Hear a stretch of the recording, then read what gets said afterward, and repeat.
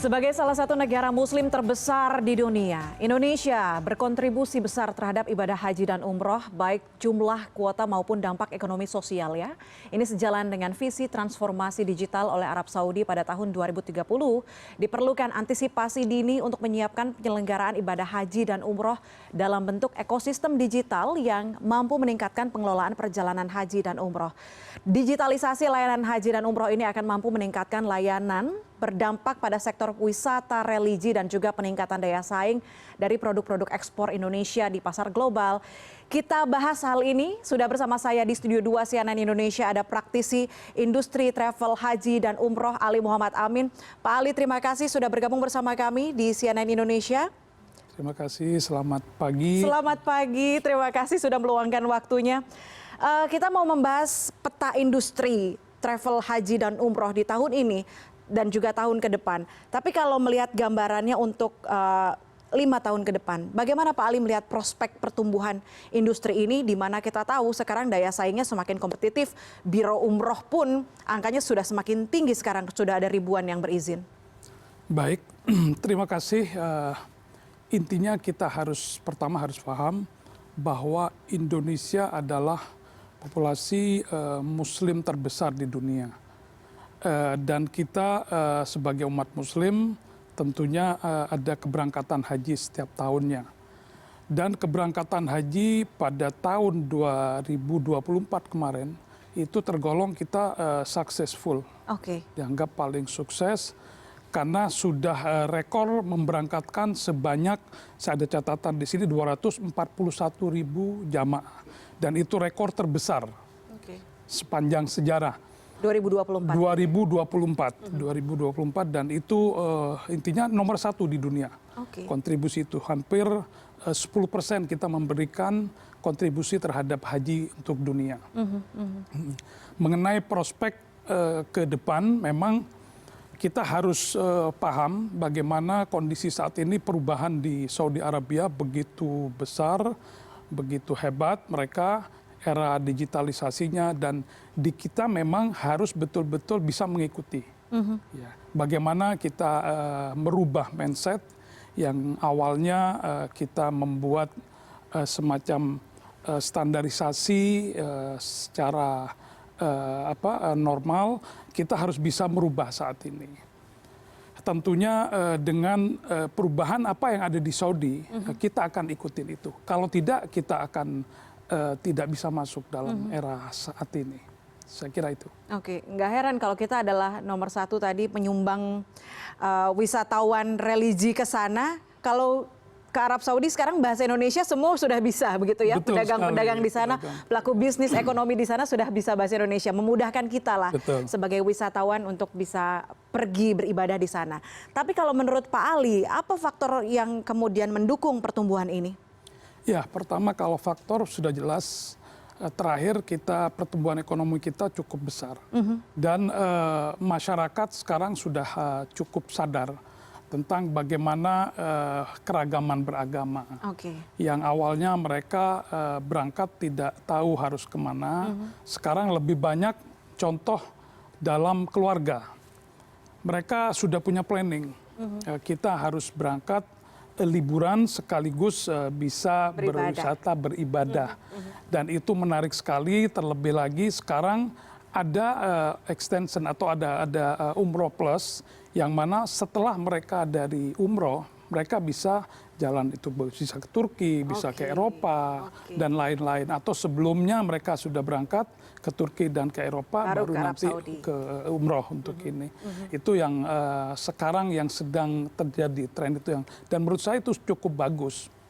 Karena memang kembali pertumbuhan ekonomi kita saat ini sangatlah tinggi dan cukup bagus 10 tahun terakhir ini. Tapi dengan benefit tersebut, apa yang kemudian menjadi tantangan untuk para pelaku industri, khususnya haji dan umroh? Karena melihat tadi biro umrohnya semakin menjamur, tapi demand-nya masyarakat untuk tadi ada umroh plus, untuk berlibur dulu, baru kemudian umroh, atau umroh dulu kemudian berlibur. Apa tantangannya? Ya, kalau tantangan saya kira dengan banyaknya potensi mereka, animo masyarakat yang akan berangkat menunaikan ibadah umroh, tentunya akan bermasalah juga dengan bagaimana kapasitas hotel yang ada di sana, betul. penerbangan dan lain-lain. Dan jujur di kita di Indonesia tren ini masih mau berangkat paling tidak mendekati baru mendaftar. Sementara di luar saat ini kan betul-betul dicamkan keberangkatan itu mereka sudah prepare dari jauh-jauh hari. Tentunya akan dapat mengenai persiapan untuk preparing tiket, prepare hotel dan lain-lain. Ini yang masih belum di kita. Jadi mohon maaf di kita sendiri sekarang harus bisa merubah mindset itu sendiri. Keberangkatan itu sudah ada terprepare. Bahkan nggak menutup kemungkinan 1 tahun ke depan kita sudah punya planning ke depan. Nah ini yang perlu kita dorong kepada masyarakat, harus adanya edukasi itu. Selain mindset, edukasi, pastinya ada peran dari pemerintah, regulasi yang kemudian bisa mempercepat birokrasi perjalanan wisata religi ini ke Arab Saudi. Pak Ali melihatnya seperti apa peran regulasi pemerintah bisa mendongkrak, mengatasi tantangan-tantangan tersebut? Ya, baik. Untuk pemerintah sendiri sudah cukup bagus, ada faktor yaitu pembekalan dari pemerintah, ada pengawasan dan lain-lain. Ini kita berbicara umroh ya, berbicara umroh untuk ini. Menurut saya sudah bagus, dan umroh itu lebih banyak ke kita langsung swasta yang menjalankan. Jadi peran pemerintah itu hanya pengawasan dan pembinaan sebenarnya. Namun berbeda dengan urusan haji. Ya, haji memang ini peran pemerintah saat ini yang harus betul-betul seiring berjalan dengan kita swasta. Sementara di swasta kita juga ada asosiasi-asosiasi yang memang harus betul-betul intens antara pemerintah dengan kita. Kita bisa masuk dan kita diikut sertakan dalam hal-hal terkait mengenai bagaimana pemerintah bisa membuat raker atau membuat program dan membuat apapun yang berkaitan dengan ini. Kita mohon kepada pemerintah untuk bisa menghadirkan kita juga agar nanti kondisi dalam pelaksananya tidak ada permasalahan. Karena kita praktisi, kita yang tahu di lapangan semua. Nah, itu bisa berkoordinasi, duduk bersama begitu ya, termasuk berkolaborasi juga lebih. Berkolaborasi, apalagi kita ketahui Prabowo Subianto juga membuat badan haji dan umroh yang seharusnya harapannya juga bisa mengajak pihak swasta untuk berkoordinasi, berkolaborasi untuk bisa memudahkan masyarakat beribadah di tanah suci begitu ya. Tapi kalau melihat strategi dari pihak swasta sendiri termasuk Alisan, apa kemudian inovasi yang dilakukan untuk bisa memudahkan masyarakat untuk pergi berwisata religi? Baik, nah ini yang menarik. Intinya dengan kepemimpinan saat ini yang patriotik Bapak Prabowo Subianto, kami sangat berharap besar kepada Pak Presiden. Intinya seperti contoh, kita berbicara yang global dulu ya. Contoh tahun 2024 kita sudah memberikan kontribusi terbesar, rekor itu sepanjang sejarah. Ini kan luar biasa. Ini harus dipertahankan. Tidak malah turun kembali. Jangan sampai turun. Jangan sampai turun. Mohon maaf, ada statement dari Menteri Agama yang menyampaikan bahwa tahun ini tidak perlu lagi kita untuk tambahan kuota. Seharusnya ini ditambahkan kembali agar nilai antrian ini akan cukup besar kondisinya. Sekarang nilai antrian itu sudah mencapai 40 tahun untuk reguler. Kita yang Malaysia pertama ya, Malaysia kemudian Indonesia. Iya, Indonesia, karena memang pertumbuhannya cukup besar, daftar antrinya sampai 40 tahun. Nah, dengan ini kami mohon kepada Bapak Presiden untuk bisa melakukan pendekatan. Saya yakin sekali pemerintah kerajaan Arab Saudi ini sangat intens dengan Indonesia. Pertama, contoh kita bisa melalui duta besar mereka sebagai perwakilan. Duta besar perwakilan kerajaan Saudi Arabia yang ada di Indonesia. Ya, nah, itu harus kita betul-betul kepada mereka membicarakanlah bagaimana. Selama ini sulit. Kalau saya bicara bukan sulit, tapi memang pendekatan kita kurang. Oh, oke. Itu harus kita akui. Nah, ini personal touch-nya yang harus kita betul-betul kuatkan.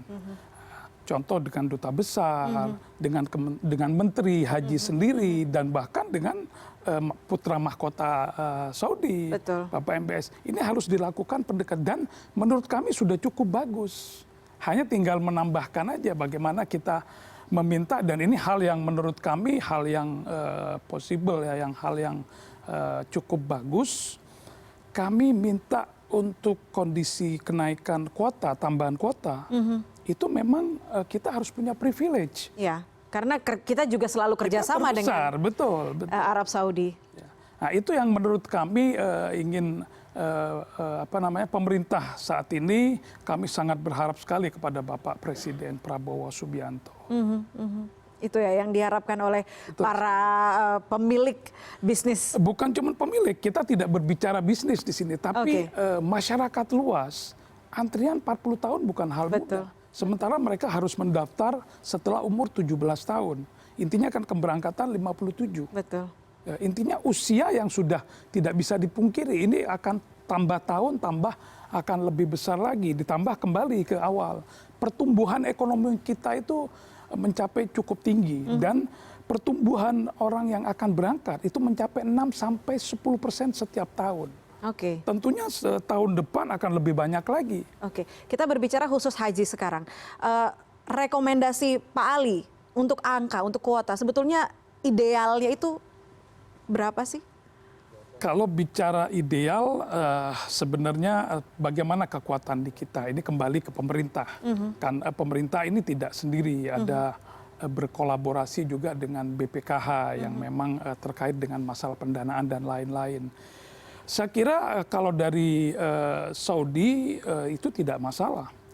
Contoh kemarin 242.000 itu hal yang bagi kami tidak sulit.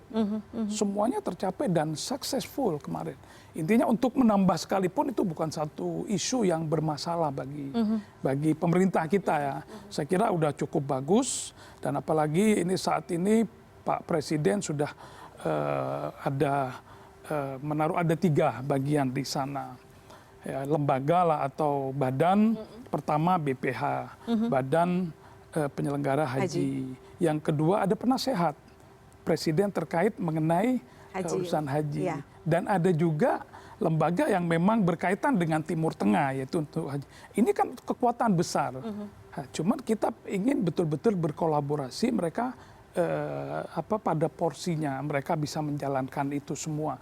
Saya kira insya Allah ke depan akan jauh lebih bagus, dan perlu diketahui bahwa Indonesia ini menjadi salah satu negara yang ditunggu-tunggu oleh Saudi. Bukan cuma di kerajaan, tapi pemangku kebijakan dan juga praktisi bisnis di sana, hotel dan lain-lain. Hotel kita luar biasa, beda dengan negara-negara lain, yang mana kita menduduki posisi itu yang ring terdepan, di row terdepan. Notabene itu bintang 5. Nah, itu hampir 80% okupansinya Indonesia. Okupansinya Indonesia. Dan itu juga menguntungkan bagi pebisnis. Dalam hal ini hotel, ada tadi yang disampaikan, ada kita ini pedagang, konsumtif. Meskipun kita tahu di Indonesia yang membuat di Bandung atau di mana-mana, tapi kita beli di sana. Konsumtifnya cukup tinggi sampai mereka betul-betul kenapa mereka bisa menggunakan bahasa? Karena dianggap sama mereka, oh ini potensinya besar Indonesia. Nah, hal-hal ini yang menurut kami ditangkap, dan ayo kita bersama-sama bahwa sekarang menaikkan grade. Bahwa kitalah yang betul-betul ini posisi di atas. Kita mohon kepada kerajaan Arab Saudi, kita diberikan privilege, bukan kita memohon, diberikan privilege karena memang sudah kondisinya betul. Saya kira itu. Menarik sekali mengetahui insight-nya bagaimana industri haji Indonesia tadi ya, haji dan umroh Indonesia bisa berkontribusi besar terhadap perkembangan ekonomi di Arab Saudi. Sebelumnya kita bahas mengenai insight-nya dari industri travel haji dan umroh selama ini yang kita sudah berkontribusi besar, tapi kita berdarah-darah untuk memperjuangkan rakyat Indonesia bisa berwisata religi, bisa berhaji di Tanah Suci. Sekarang kita bahas mengenai inovasi. Bagaimana kemudian sudah didorong dengan regulasi pemerintah, kemudian ada juga Badan Haji dan Umroh, inovasi dari para pelaku usaha sendiri, termasuk dari Alisan, seperti apa untuk bisa memudahkan masyarakat? Ya, baik. Pertama yang kita harus pahami tentang edukasi terlebih dahulu. Kita harus bisa memberikan edukasi terhadap masyarakat luas terkait saat ini luar biasa, apalagi di negara kita. Anak-anak milenial yang luar biasa mempunyai inovasi-inovasi yang cukup menarik, yaitu konten, kreator dan lain-lain. Namun harus hati-hati juga. Banyak sekarang ini inovasi yang dilakukan oleh orang-orang yang tidak bertanggung jawab. Yang terjadi malah seperti yang diketahui terakhir-terakhir ini ada penipuan dan lain-lain. Mereka menggunakan inovasi, menggunakan sosmed, dan menjanjikan sesuatu yang besar, namun disalahartikan. Banyak korban-korban yang terjadi. Pada bulan Desember aja tahun ini, yang saat ini, itu tercatat sudah lebih dari 300 jamaah korban. Pertama, mereka tidak bisa berangkat. Karena problemnya alasannya karena visa.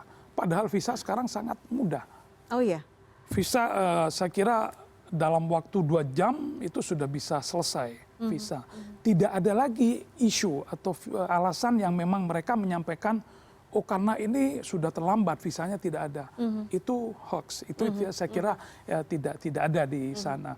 Jadi dari inovasi kembali tadi harus hati-hati di kita, dan masyarakat luas harus betul-betul aware, hati-hati bagaimana memilih kondisinya. Tadi inovasinya jangan dilihat, wah ini sangat bagus, tapi kita tidak tahu bagaimana di dalam. Sebenarnya Kementerian Agama, Kemenak dalam hal ini sudah ada catatan. Ada 5 pasti yang mereka ini. Bagaimana hotelnya, bagaimana terkait mengenai penerbangan, bagaimana segala sesuatunya mereka sudah ini.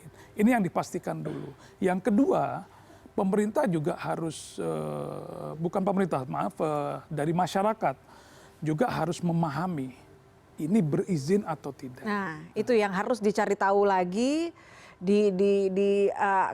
tingkatkan kesadaran dari masyarakat. Betul, begitu ya? Betul. Sebenarnya mudah sekali. Di Kemenak itu sudah ada web. Mereka bisa ngecek travel ini dengan mudah lah. Travel ini sudah ada izin nggak atau tidak. Kalau memang tidak berizin, jangan dilakukan. Contoh banyak sekali umroh yang kalau kita lihat di Instagram, di mana-mana, mereka menawarkan umroh mandiri. Sementara pemerintah sudah jelas tidak memperbolehkan.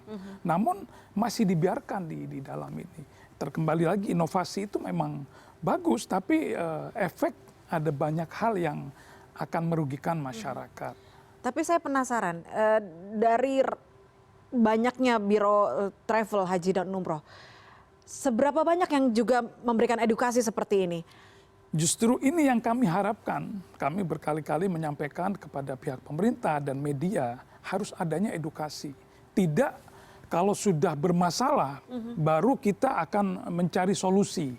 Justru kita mengantisipasi lebih dulu. Sebelum masalah itu terjadi, kita antisipasi. Adanya apa? Ya edukasi tadi. Sampaikan kepada masyarakat. Kita bukan di sini bukan untuk jualan, tapi jangan sampai kasihan terhadap masyarakat. Mereka sudah mengumpulkan dana bertahun-tahun, pas mau berangkat, begitu mau berangkat mereka gagal berangkat. Ini kan psikisnya mereka juga kena. Kalau bagi masyarakat yang mereka mampu, tidak ada masalah.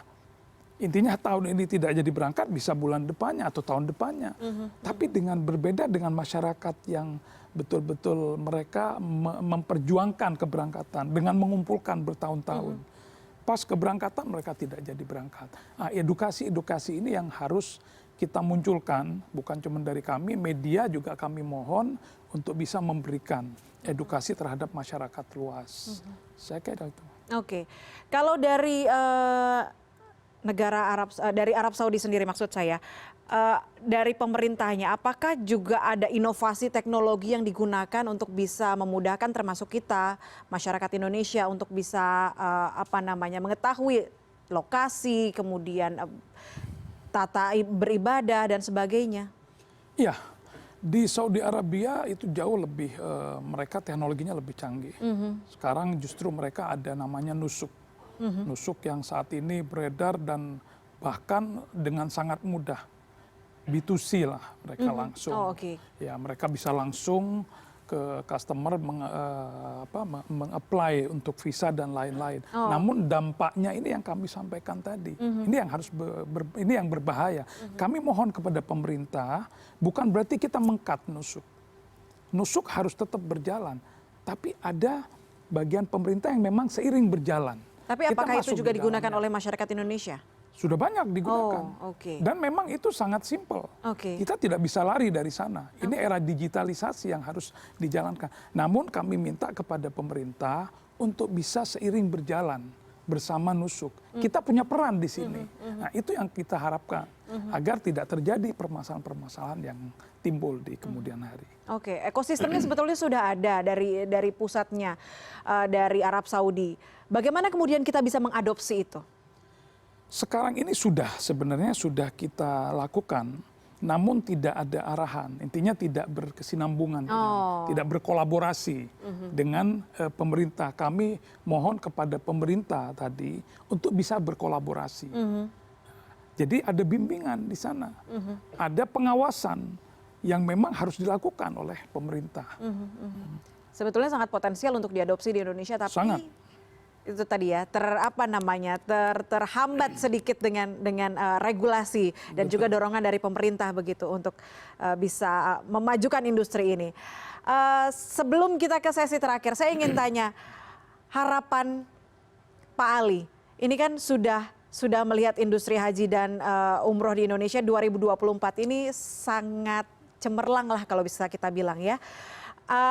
Bagaimana masa depannya 5 tahun ke depan? Apa pesan yang ingin Pak Ali sampaikan? Mengingat tadi penggunaan teknologi juga sudah semakin masif, masyarakat juga sudah semakin aware, harusnya edukasinya lebih ditingkatkan lagi. Seperti apa, Pak? Baik, pertama terima kasih. Ini saya diberikan kesempatan untuk bisa menyampaikan aspirasi. Yang pertama kembali ke pemerintah. Intinya dalam hal ini seperti yang saya sampaikan dari awal, di sini ada duta besar, yaitu Yang Mulia Mr. Faisal bin Abdullah Al-Amudi, Duta Besar Saudi Arabia untuk Indonesia. Kita harus betul-betul intens dengan mereka. Komunikasinya. Komunikasi, dan beliau juga welcome. Sudah banyak para menteri kita yang datang sama beliau.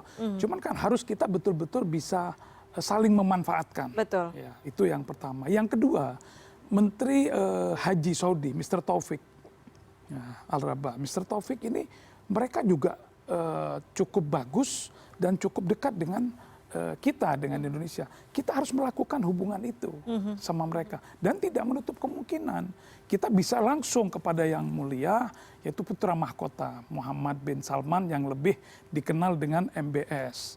Sebenarnya pemerintah kita sudah cukup bagus hubungan dengan mereka. Namun bagaimana kita lebih mengaktifkan kembali untuk bisa kembali pertama masalah kuota, yang kedua fasilitas.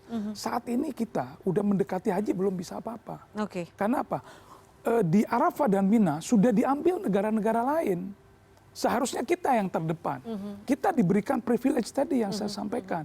Nah ini marilah kita ini yang jadi concern ya. Saya mohon sekali lagi kepada Bapak Presiden Prabowo yang luar biasa, intinya menggunakan kekuatan beliau untuk bisa berkolaborasi dengan Saudi agar semua berjalan dengan lancar. Mengenai BPH tadi, Badan Haji, itu kan masa transisi. Baru nanti akan berjalan di 2026. Ya. Namun sekarang mengalami kekosongan ini. Ini sangat berbahaya. Akhir Desember belum berbicara apapun. Bahkan tadi yang saya sampaikan, untuk Arafah dan Mina, kita sudah kecolongan, sudah keambil negara-negara lain. Lantas bagaimana kita ke depan kondisi ini? Nah, jadi mohon betul sekali lagi, saat ini paling tepat direct langsung. Personal touch dengan pemangku kebijakan di sana. Dan libatkan kami. Di sini ada forum asosiasi kita, ada forum 1. Yang memang betul-betul forum 1 ini kita menjalankan perannya. Asosiasi yang ada kita menjadi satu forum yang memang aspirasi semua ditampung dan kita berikan kepada pemerintah di sini maupun di Arab Saudi. Namun kembali kita tidak ada peran untuk bersama-sama. Oke. Kita saat ini yang dibutuhkan adalah pengawalan dari pemerintah dan kita diberikan kebebasan. Saya kira itu yang bisa kami sampaikan. Oke, dorongan dari pemerintah untuk bisa membantu masyarakat Indonesia mendapatkan privilege berwisata religi, berhaji di Tanah Suci. Kita harapkan pesan tadi didengar ya oleh Insya Allah pemerintah. mudah-mudahan dan khususnya Pak Presiden kita. Baik, yang terima patriotik. kasih. Pak Ali, terima kasih sudah berbagi insight-nya, sudah berbagi harapan, pesan, perspektifnya bersama kami di CNN Indonesia Business dan Travel. Kita harapkan di penyelenggaraan haji tahun depan jauh lebih baik dari 2024, kemudian angka umroh juga meningkat pesat di tahun 2025 nanti ya, dan juga 5 tahun ke depan di masa pemerintahan Presiden Prabowo Subianto dengan segala inisiatif yang dilakukan oleh Presiden Prabowo. Pak Ali Muhammad Amin, praktisi industri travel, haji dan umroh, terima kasih sudah bersama kami. Sama-sama. Terima kasih sudah meluangkan waktunya. Baik. Dan beribadah di Tanah Suci merupakan impian dari semua kalangan. Dari muda hingga tua, kehadiran inovasi dengan menggunakan teknologi jadi tantangan yang harus ditaklukkan oleh pebisnis travel, haji dan umroh.